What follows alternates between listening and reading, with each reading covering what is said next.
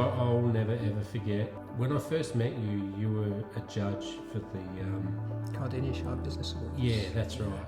And you know, I remember making the application, having the interview with you, and I remember you drilling me about my financial control.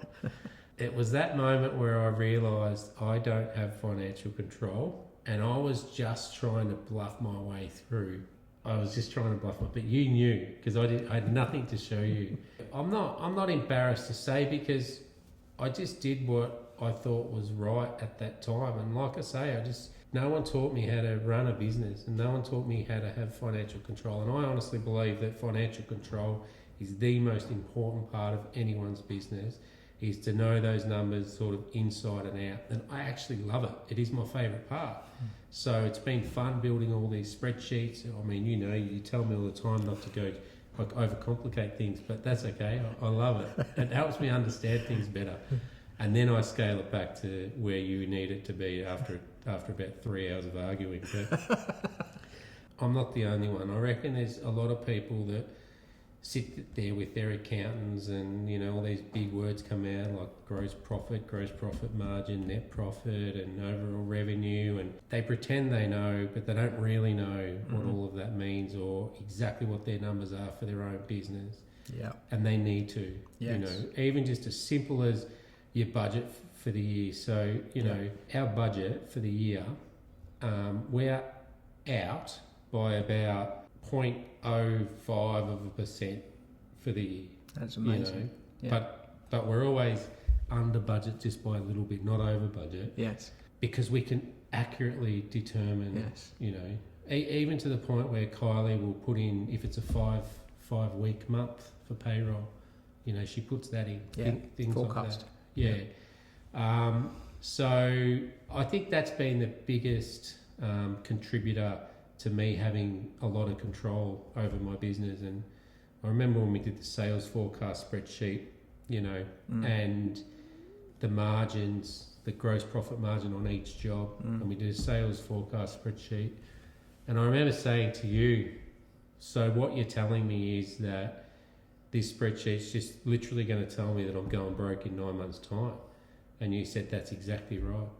Now that we know that, what decisions need to be made? Yeah. You know, do we need quickly get more sales? Yeah. Do we need to reduce our overheads? Yeah. Whatever the case may be.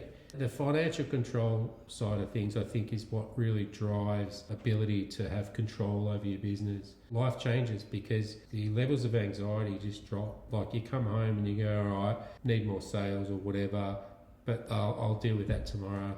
I know what the problem is. Instead of not really knowing, but knowing something's wrong. Like I feel like, for me, anxiety or it's your body telling you something that something's not right. The financial control side of things, I think, is the most important and what I've loved the most about being in control of my business. I'm really glad you raised that because it is one of the areas I find that is nearly always not properly done. And it's for a variety of reasons. And I ask people, how do you manage your financials? I'm just generalising here. I don't like numbers. I never like numbers. That stuff, it doesn't interest me. It bores me. I don't know how to read a P&L or a balance sheet.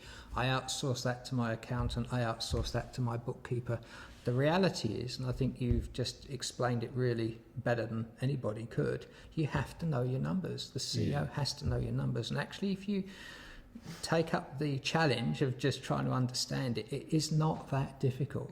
I don't consider myself a financial whiz kid by any means, but if you can put, as you've done, put in a budget, understand then how you're going to achieve the things that you've put in the budget and measure and manage against it, it's remarkable how often that occurs. I've got many clients who, like you, been able to predict and forecast not just their expenses but their sales as well within plus or minus 5% or less. Now when you get that level of control, two things happen. Your business starts to become more predictable and you start to be able to go, if I do this, I'm going to get that. And when you can quantify that relationship, then you start to feel like I'm in control of my business. I'm managing it, not the business is running me. The second thing that happens is that stress reduces, and you touched on that as well. if you go to a doctor and tell the doctor you feel stressed, a good doctor will ask you, what are you not in control of? Because that's what stress is a lack of control.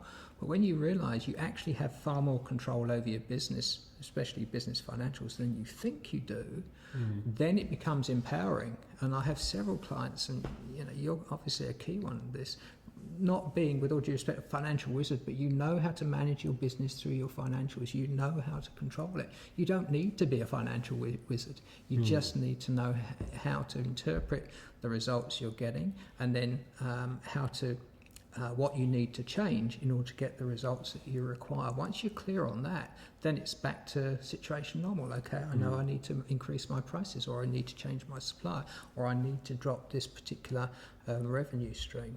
And I think there's a big difference between what the accountants do, all the regulations in respect to the tax that's got to get paid and all the rest of it. Yep. They're not bookkeepers. No. And then you've got bookkeepers who are recording all of the information, and then that's not financial control. No. And financial control is something completely different altogether. And what happens is, once you start putting all of the tools in place to have your financial control, it starts uncovering all the other problems. I didn't know what my gross profit margin was going to be on jobs that I built. Yep. And that is a scary thing to say, because there's been many businesses like mine that have gone broke. Yes. In the last few years, custom home builders on a bigger scale, I could list 10 of them off the top of my head. Yep.